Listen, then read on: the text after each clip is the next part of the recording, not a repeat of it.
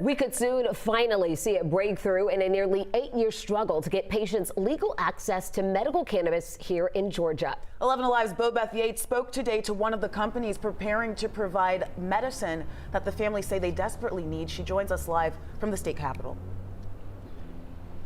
Well, Faith, as of today, there are a slew of conditions that those who apply for a medical cannabis card can use to help kind of get their conditions under control.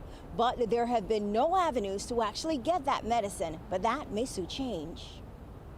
I am here in Pagosa Springs, Colorado. We are medical refugees. We had to flee our home in Georgia to save my son's life.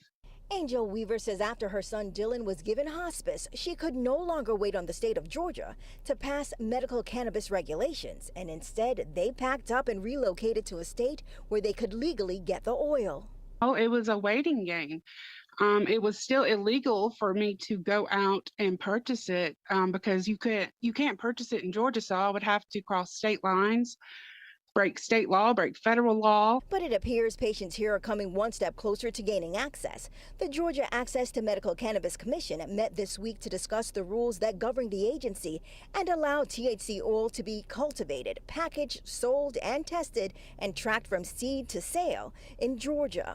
We crossed a milestone for patients in the state of Georgia who've been waiting many years for access to medical cannabis in the state. Kim Rivers is with True Leaf, one of the two companies awarded a medical cannabis production license in Georgia.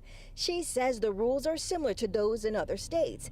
It allows people with cancer, ALS, Parkinson's, seizures, and 13 other illnesses to buy a low-level THC oil from a dispensary right here in the state.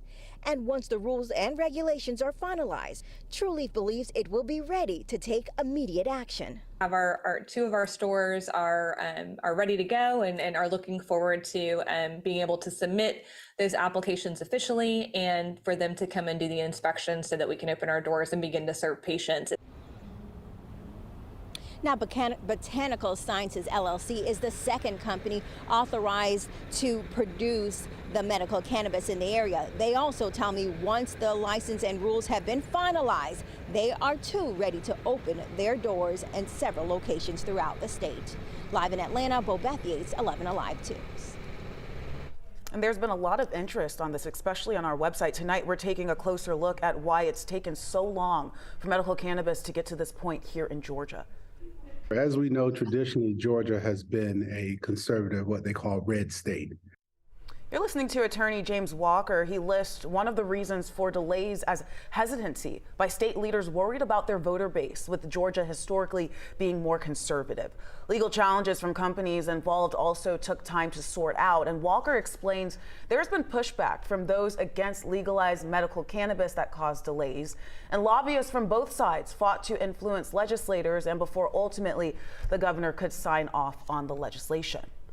We have organizations out there who are founded and established to prevent this law from passing, just like you have organizations and lobbyists who are there to make sure this law passes. So that's what's been the fight. And as of right now, no timeline exists for when the companies waiting for Governor Kemp's final approval could begin to manufacture and distribute low THC oil.